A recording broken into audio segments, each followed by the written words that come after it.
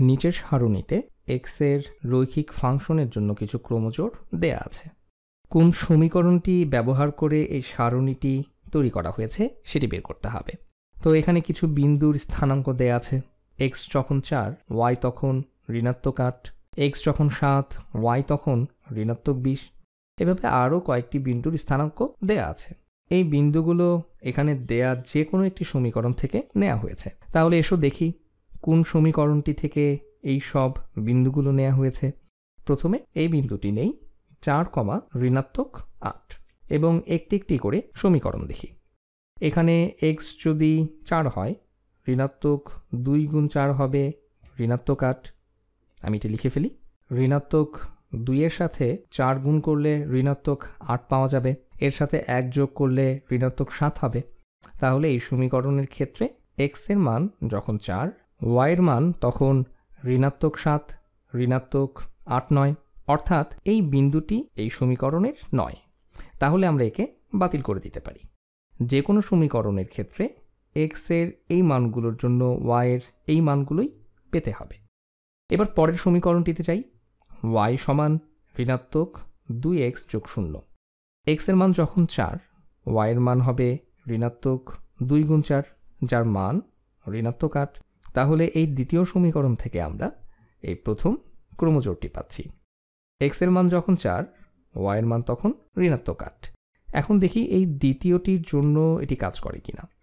x এর মান 7 হলে ঋণাত্মক 2 গুণ 7 অর্থাৎ ঋণাত্মক 14 পাবো। কিন্তু এখানে x এর মান 7 এর জন্য y এর মান 20 দেখাচ্ছে। তাহলে একেও আমরা বাদ দিতে পারি, কারণ x 7 হলে y এর মান ঋণাত্মক 20 হচ্ছে না, এখানে যেমনটা আছে।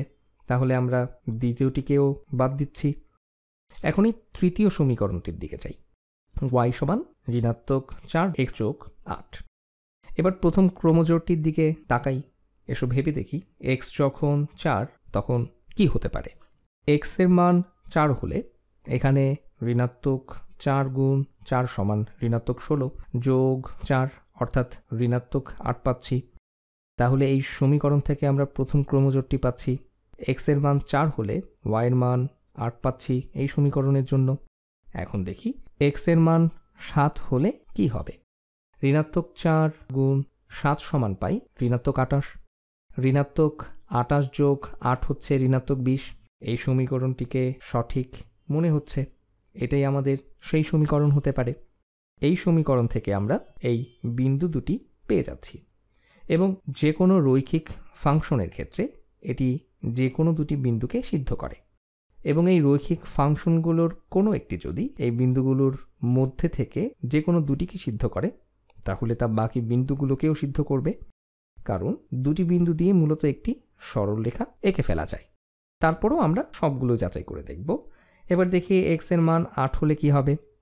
ঋণাত্মক 4 গুণ 8 হচ্ছে ঋণাত্মক 32 যোগ 8 হবে ঋণাত্মক 24।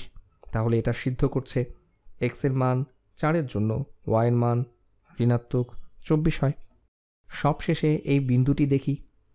x এর মান 9 হলে ঋণাত্মক 4 গুণ 9 হবে ঋণাত্মক 36 যোগ 8 সমান হবে ঋণাত্মক 28। আমরা সারণীতে তাই দেখতে পাচ্ছি।